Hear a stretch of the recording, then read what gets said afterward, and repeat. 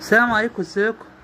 النهارده هنعرف نتائج قرعة دور الثمانية لبطولة دوري أبطال أوروبا، مباراة الذهاب ومباراة العودة.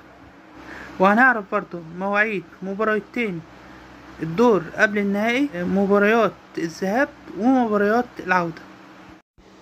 مباريات دور الثمانية من بطولة دوري أبطال أوروبا يوم 9/4 هتتلعب مباراتين في نفس التوقيت الساعة 9 مساء.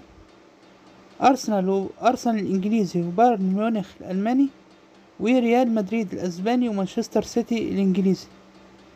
يوم 10/4 هيتلعب برضو مباراتين في نفس التوقيت الساعة 9 مساء.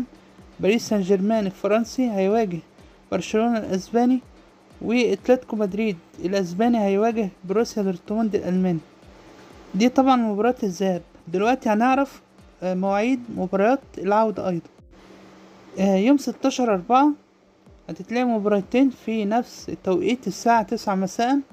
بروسيا دورتموند الألماني هيواجه اتلتيكو مدريد الأسباني، برشلونة الأسباني هيواجه باريس سان جيرمان الفرنسي.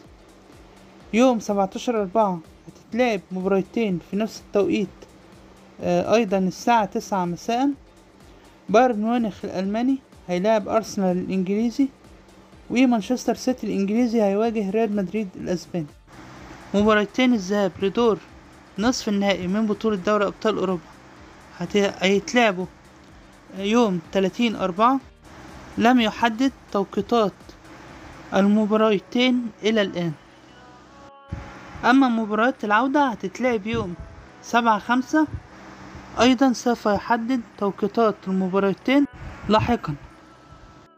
موعد المباراة النهائية لبطولة دوري أبطال أوروبا هتتلعب يوم 1/6 الساعة 10 مساء. يبقى عرفنا في فيديو النهاردة مواعيد مباريات دور الثمانية ودور قبل النهائي ودور النهائي لبطولة دوري أبطال أوروبا. لو الفيديو عجبكم دوسوا لايك واشتركوا في القناة واضغطوا على زر الجرس عشان كل جديد أنا أقدمه يوصلكوا. شكرا.